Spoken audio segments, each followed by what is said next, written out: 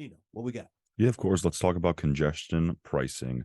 Opponents say additional truck traffic on the GWB will increase respiratory problems in Bergen County.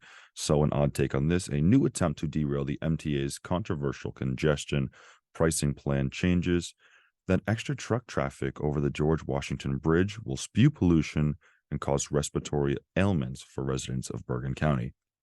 Fort Lee Mayor Mark Skolik says, we will run the risk of an additional 20%, upwards of 20%, if not more, traffic at this bridge.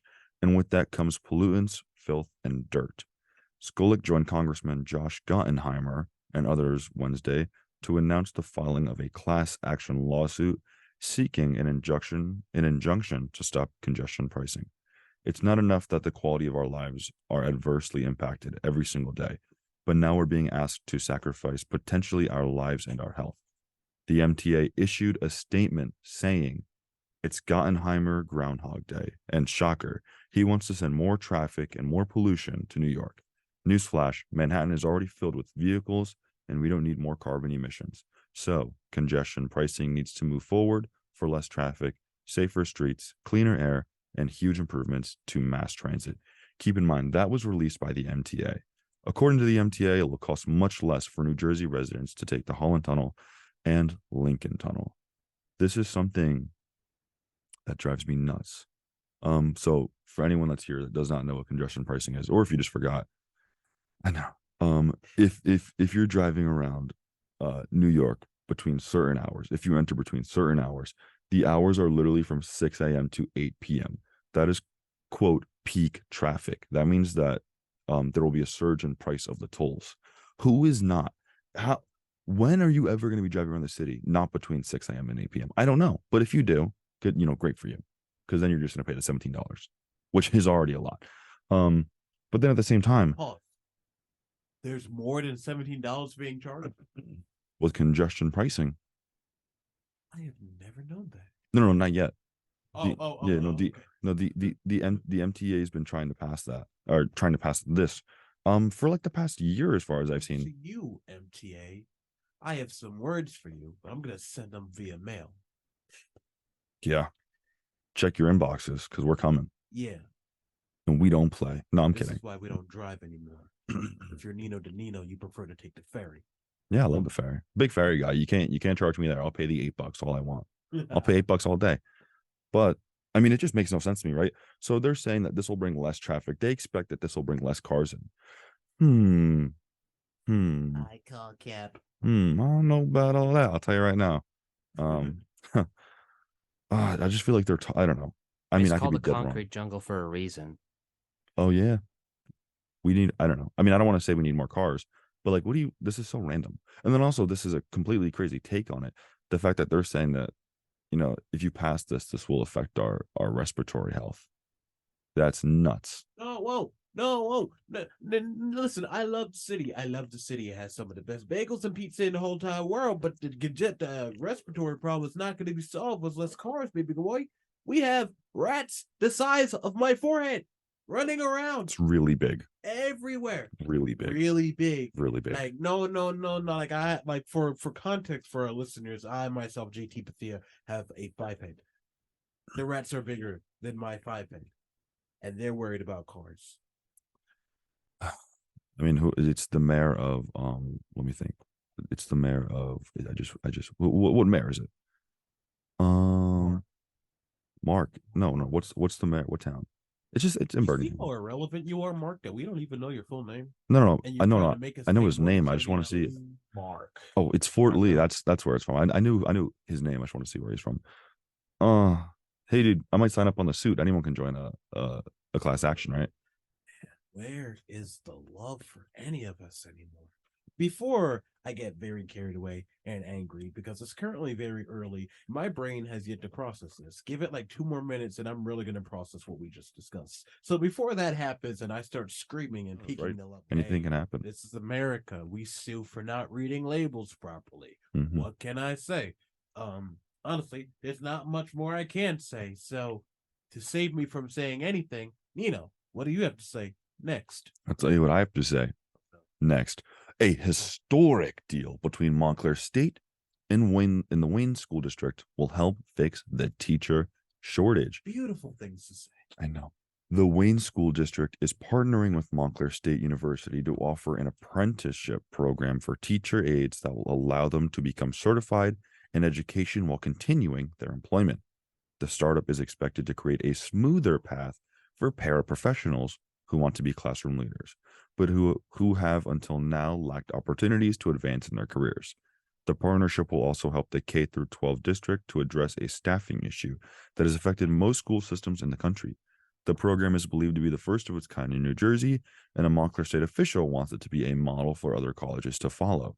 The program is scheduled to start this upcoming spring semester, and the full-time paraprofessionals are even eligible for healthcare benefits.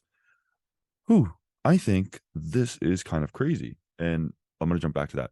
But I also want to talk about how many times on how many different topics can Montclair be a model for other colleges to follow? Oh my goodness, I swear they like lead New Jersey. They lead colleges. They lead colleges in our area through the world. Like I feel like every other college is just like a blind man with a cane, and Montclair State's walking through the rain. I feel like the writing, the writing. Like your Montclair pride, your Red Hawk pride is all the way up there, all the way up. That was great. Same time.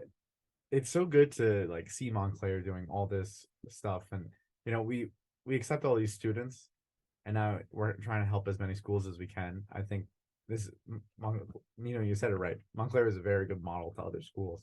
I mean, they probably do it, but you don't hear about it as much as like I bet Penn State probably does this, but we are a very much smaller college than Penn State and any of these colleges, and we're making the same amount of noise that they are. I doubt any other college is doing this. Wow. I doubt it. I doubt Penn State gives a heck about their surrounding What'd you say? schools. I said I doubt they give a heck. And I'll say it again. I don't mind. Get him out of here. Get him out of here. But then again, at the same time, is Montclair just doing this to fix their own staffing issue? Oh, baby boy, you I don't know. It's a staffing issue. I don't know. Up to me. Ooh, what if we built another parking lot? Wow. Yeah. Okay. I've heard a take, and I Yes. agree with it. If we build another parking lot, it's just gonna be filled up. It's That gonna be is filled true. up, and then we're gonna say, "Oh, we need another parking lot." Yeah, I think they may need to focus more on the traffic problem. Like, there's only Yeah. like actually like No. We should honestly stop talking about parking, because then their next solution is going to be, well, maybe let's raise the price of the parking pass so less people can get it, and that'll really make me Stop, mad. JT. Like what? Like stop. $400 for what? You It think they already could- is $400. They're going to I raise it live to like on 600. campus, and it's too much. You know what? Luke has a great take. Let's talk about traffic. I'm looking at you, the mayor of Fortley. Clifton. I'm looking at you, the mayor of Clifton. Let us get our two-way streets. Let us get our two-way streets. Please let us get them. Well, yeah, because there's only one exact exit, because they made that little hill that's on, I don't know what The street one that by is. Alexis Steakhouse. Yeah. Yeah. They made that hill a one-way. Great place. Yeah, If that was a two-way street, that'd be a lot less traffic. well, JT, you know why it's not a two-way, right? No. The mayor of Clifton. You gotta make some changes about that. I'm about to I'm about to start getting real evil if, like, I'm saying, thank the good Lord that I don't live in Machuga Heights anymore, and I don't park over there. I park in New Jersey Transit because it's the only place I can park, because it was most viable for me. But I feel bad for people who actually park on campus, which the only way you can really park on campus is to park in the lots that are outside of Machuga Heights, the rec center, or even the lot that's right across from Blanton Hall and Yeah. Student Center. And it's just insane getting from there. And then they also blocked off one of the only other exits off of this campus that used to be open. It wasn't really a traffic street, but it was a nice little way off campus. So you know where the shuttle's coming, right? Now you have to be at Montclair State University to get into that entrance, but you don't have to be a Montclair State vehicle to get off. So oftentimes, if people were met with heavy traffic exiting campus, they would go that route just to leave campus. Now they have blocked that off. They have one big do not enter in front of there. And I don't know how even the Montclair State vehicles are going to be able to travel there, but they are making sure that there is only one way on and one way off this campus, and it is only increasing the traffic. It's just an absolute mess. Well, JT, I'll tell you what. Not to put any bright ideas in anyone's head, but this problem can be solved with a bucket of yellow paint and a paintbrush. Yeah. And you can find all that on campus. So dangerous. I think I'm gonna, for April Fools, no, I'm gonna ask Santa for two-way roads. That's what I'm gonna do. That's a good plan. I don't know. Maybe Santa won't visit you. Ho ho ho ho ho. Something else Santa might bring us to us is If he can find parking. Yeah. Santa might not be able to help you find parking, but maybe we won't even have to worry about Santa, because with this next story coming up, Santa might have to fly in the daylight. Yes, that is right. According to America, they are trying to end daylight savings because they believe it will be better for our health. I call that.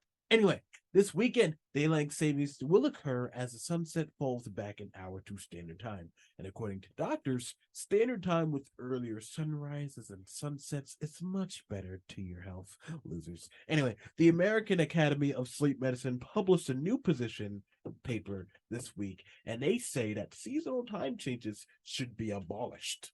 Not just ended, not just canceled, abolished. That's how strongly they favor the standard. Dr. James A. Rowley, president of AA, said, quote, permanent standard time helps synchronize the body clock with the rising and setting of the sun. This natural synchrony is optimal for healthy sleep, and sleep is essential for health, mood, performance, and safety. Well, that explains all that. A poll from Monmouth University. Anyway, a poll from Monmouth University poll last year found based research on 13% of Americans who wanted a year-round standard time. 44% wanted to keep daylight savings permanent, and 35% wanted to continue changing the clocks every fall and spring. I am one of those 35%, but these numbers are inaccurate because I was never given this survey. I often wonder, this is a later conversation, by the way, but I do often wonder, where did they get these numbers for these surveys? Because I never get anything. But aside from that, long story short, they're trying to say that most people would prefer daylight savings time, but I don't know. As somebody who thrives in the dark, somebody who is on the inside and the outside, a dark survivor, I believe that daylight savings time ending does a lot for us. It lets us, I don't know, maybe it's just a mood thing, but my mood does shift with the seasons, and overall, the ending of daylight savings time helps that. I don't like it when it's bright for all hours of the day. It should not be daylight at 5 o'clock in the morning. That is not daytime. That is still nighttime to me. What do y'all think? Well, I have a genuine question. What's happening this week? Are we going to move the clocks forward or backwards? I don't know. I don't do it manually. Does anyone know? my phone does it for me. I think it's backward. Wait, Does anyone know? I'm gonna check in with my producer. Maybe my producer will know, because I am so clueless. that's weird. I already thought it started because it's. I'm sorry. You can go. Oh, sorry. Yeah, I thought it already started because it already feels like it's like the time, like it's already getting darker quicker, and it technically starts on November 5th So or ends at November. I didn't know that this was like a man-made thing. I thought it was a natural thing because, like you said, Luke, normally in the days leading up to the end, and also in the days leading up to the beginning, you can notice it change. Like right now, I'm noticing it being darker and darker. When we start the semester off in the morning buzz, and I get up at the wee hours of 4:30 in the morning, the start of the semester, I can already see the brightness forming. Now, now it's dark all the way till I get to the studio, and then from daylight savings, one daylight savings time ends, it is hits all the way up until 7 a.m. So I always thought it was just a natural thing that happened, that we just made daylight savings time to support. I didn't know it was something that was done, that somebody said, you know what, let's just set the clocks back. I don't know. People are weird, but sometimes that weirdness helps. And I prefer the dark. So I don't know. Well, I don't get it. It's okay. 2 states don't do it. Arizona and Hawaii don't do it. No, It's not- like the gasoline rule. Like, but Oregon stopped the gas rule. Like they can pump their own gas now. So why can't we just stop it Wait, altogether? how does that work if certain states don't do it? It makes no sense. How does It that makes work though? sense. Like It's like they're in their own time zone. exactly, like the rest of this country is on one circuit. Like what are the states that Arizona? Hawaii I kind I of could understand because it's not like a part of like the mainland, but Arizona is like right in the middle of the West Coast. I think it would be like Hawaii and Alaska because those two are not Yeah. really like part of America. I mean, they're I'd be forgetting Alaska exists. Sorry, Alaskans. Don't forget about us. I'll tell you what though. I mean, it Yeah. kind of the time zones are weird. Time zones are weird, right? Because I agree with what you're saying. Where I don't know how they're doing this, but at the same time, it doesn't even matter because some states, some towns in America are divided by time zones. Like, oh, I'm gonna go to the other side of town where it's 4 p.m. Like you can do that some places. You can. you could. You can. You could. And also, a New England Journal of Medicine study showed that there's up to 24% increase in risk of heart attack on the Monday after the springtime change. JT, Oh, it's why that voice. what do you mean, JT? This is my read a doctor's note voice. Oh my god. Okay, what were you about to ask me? No, I was just gonna say. I mean, the proof is within the pudding. See, like there's proof, and then there's fluff proof, and I believe what we have here is fluff proof because their basis is surveys, and once again, I never see any of these surveys. I feel that my voice is underrepresented. No. I'm getting angry, No, and I JT. think it's time for us to turn off the air and go.